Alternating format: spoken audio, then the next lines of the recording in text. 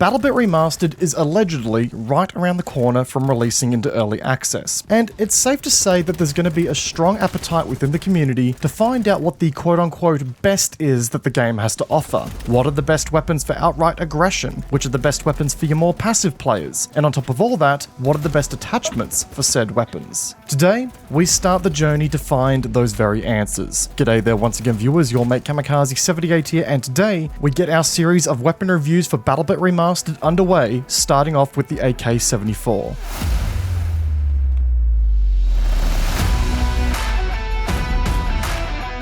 Folks, as this represents the first of many weapon reviews that we're going to be doing for BattleBit Remastered, I am very interested to hear your feedback around this video style. I want to know your thoughts on the format of the video, the graphics, the information, everything. I want to make sure these weapon reviews are as good as they possibly can be, and I'm not opposed to reworking some stuff as needed. So, your feedback is very welcome here, folks, and I look forward to hearing it in the comments section down below. But speaking of format, here's how today's video is going to be laid out. Firstly, we'll go over an overview of the AK-74's stats and performance, basically a quick rundown of all the characteristics that make the weapon what it is. We'll follow that up with some analysis of the stats to arrive at some tips and tricks for using the AK-74 to the best of its abilities, and then we'll wrap up the show with some discussion around the attachment options and how you can really make the AK-74 a force to be reckoned with as you unlock some new gear for it. There's obviously a lot to go through here today, so without further ado, let's dive straight in. Getting us started for the day, we're going to take a deep dive into the damage profile of the AK-74. The AK-74 has a maximum damage of 33 out to approximately 75 meters, dropping off to a minimum damage of 11.6 out to approximately 275 meters. Now, obviously on paper, that looks like a pretty extensive damage drop-off when you look at the two endpoints on the graph here.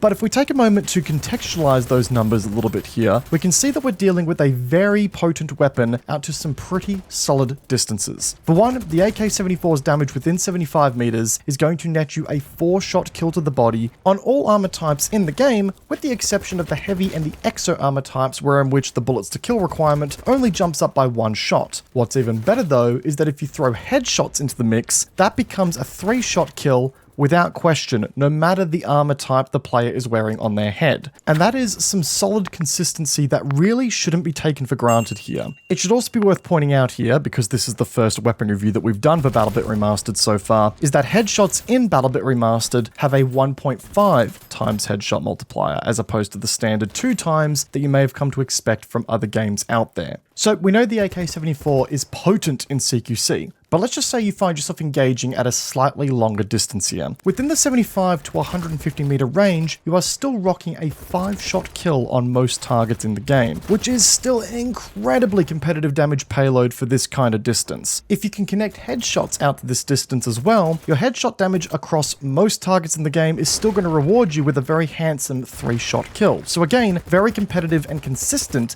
in the hands of an accurate shooter. The damage drop-off will start to become more noticeable when you start engaging at distances in excess of 150 meters, which drops it down to around a 6-shot kill to the body. But at that point, you're starting to probably stretch into a territory where DMRs and sniper rifles are going to start feeling pretty dangerous against your assault rifle. So overall, we've got an incredibly potent weapon in the CQC domain, which carries some of that heat over a decent distance before tapering off into the realms of mediocrity. The AK-74 will be pumping this damage model downrange at a very welcome 670 rounds per minute, or 11.16 rounds per second, which is far from the worst in class for the assault rifle category, but it also isn't going to be setting any records from a pace perspective either. It's a nice, smooth middle ground, all things considered, that is. This leads us on nicely to the time to kill of the AK-74, and being our first weapon review for BattleBit, this also serves as a solid opportunity to gauge the overall time to kill of this game and get a bit of a baseline going. Firstly, it's worth pointing out here that all time to kill measurements that we talk about in these reviews are theoretical in nature, meaning that they assume that all bullets hit either the chest or the head of a target, no mixing and matching here, with 100% accuracy and with no bullet travel time taken into account.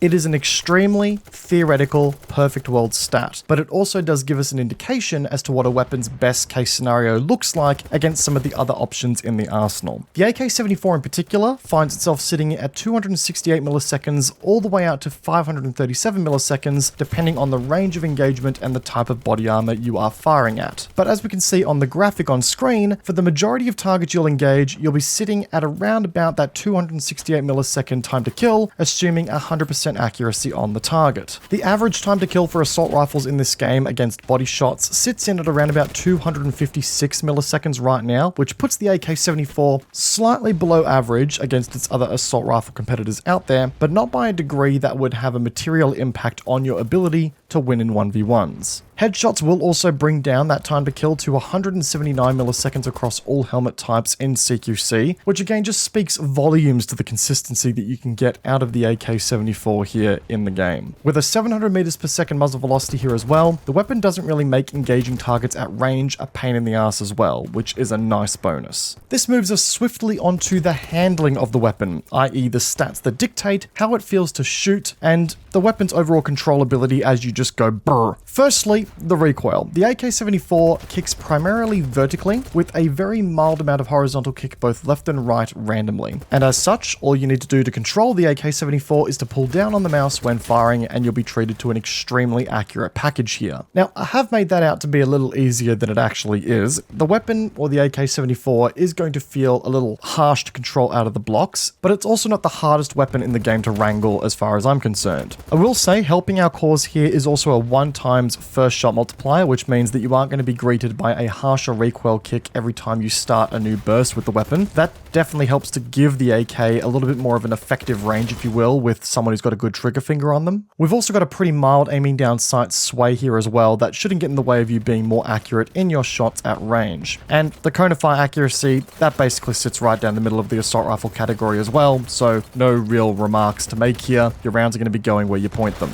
It's definitely a very controllable platform once you get past the initial speed bump that is the vertical recoil kick. Unfortunately, the same cannot be said about the AK-74's reload speed. The base reload time of the AK sits in at around about 4 seconds on the dot, which unfortunately puts the weapon at the higher end of the spectrum when it comes to other assault rifles with a 30-round magazine. Pacing is going to be key with this weapon to ensure you don't get caught out with those painfully long reload times, and that's really double trouble if you end up emptying the magazine entirely, landing you at approximately 5.74 second reload time. Sitting through a reload with this thing, if you empty the previous mag, is going to feel like an eternity. So whip out the Sunday paper and catch up on all the goss. The AK-74 will still be getting its old and frail bones back into one piece by the time you're finished reading. A quote-unquote tack reload will drop this weapon's reload down to a clock speed of 2.94 seconds, which will definitely help in those moments where you kill a bad dude and he's screaming at his friendlies, telling them exactly which corner you're pitched up in. Wrapping up the stats, we've got a pretty run-of-the-mill ADS time of 250 milliseconds with a standard 1x multiplier on the run speed and a 1 second draw speed.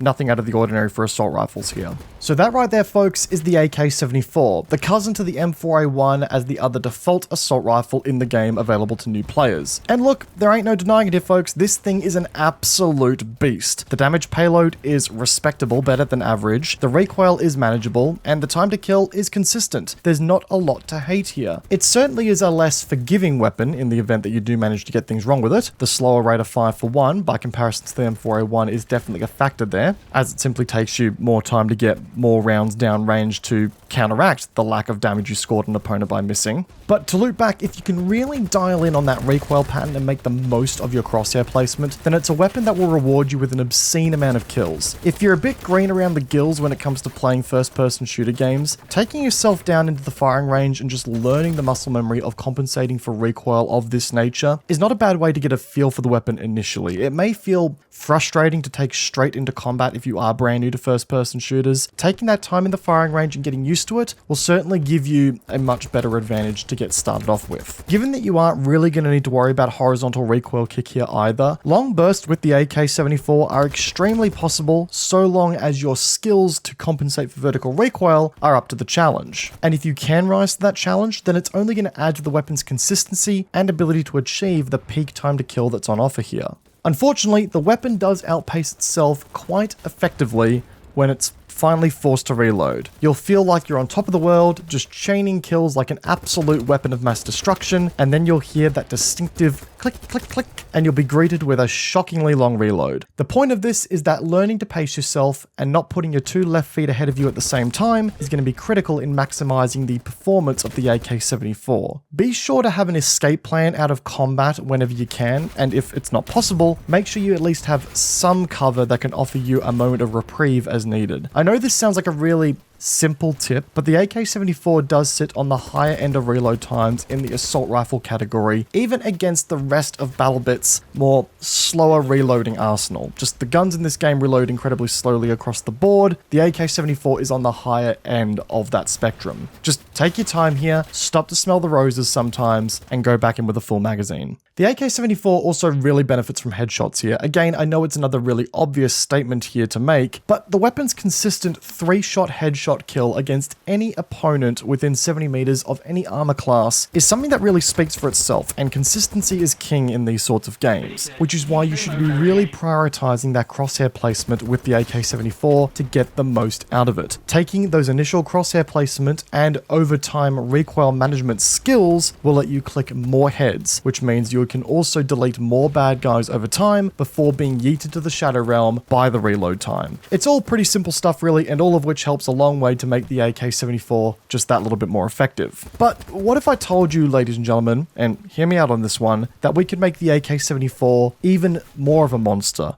than what it already is? We could make it even better. What if we could even make it, dare I say, kill faster? Well, that's when we get into the attachments portion of today's video, and let me tell you folks, the AK-74 has a little trick up its sleeve that everyone should know about that really takes the weapon from being an A-tier weapon to a solid S-tier weapon, if I'm being completely honest. And that golden little ticket, that golden trick if you will, comes in the form of that cheeky little muzzle attachment slot that you can see in the graphic on the left of your screen right now, the heavy barrel. The heavy barrel, ladies and gentlemen, increases your weapon's damage per shot by 10%, which bumps the AK-74 up to a damage per shot of 36.3 out to a distance of 75 meters. And those of you who are expert mathematicians in the audience may notice that this moves the AK-74's body shot bullet to kill threshold down to a whopping 3-shot kill against unarmored targets. Or, in layman's terms, that's a 179 millisecond time to kill. And it also reduces the AK-74's bullet to kill against heavy body armor targets down to 4 shots as well, making the weapon just that little bit more potent and consistent across the board.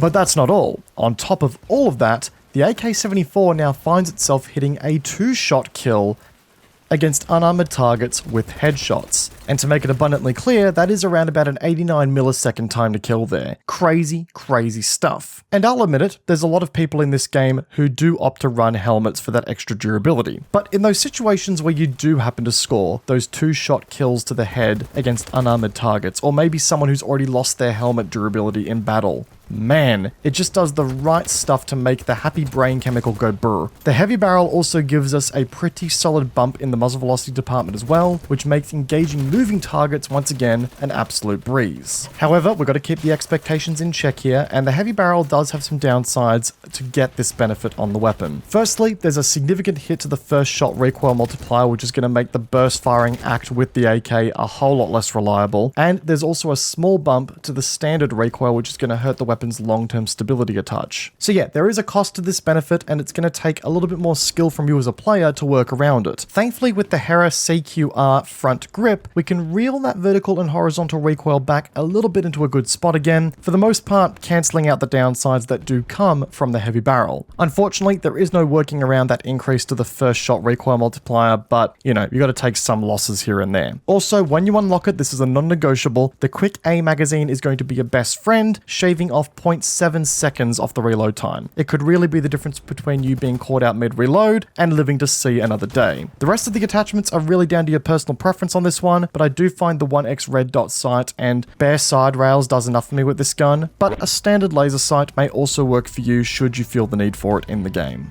But folks, there you have it. That is our weapon review completed for the AK-74 in BattleBit Remastered, and this also marks the monumentous occasion of us completing our first ever weapon review for this game. I think it goes without saying that a lot of work went into this video, guys, so if you are still here and still watching, a hit on the like button would go a long way to supporting the content and the channel. It really does go a long way. And say you're new to the channel, consider subscribing so you get to stay up to date with all future video releases that we do like this one. Let me know your thoughts on the AK-74 in the comment section down below. I'd love to hear what you guys have to say. But as always, guys, I hope you enjoyed today's video. Peace out, and I will see you guys all in the next one. Take care, guys. Have a good one.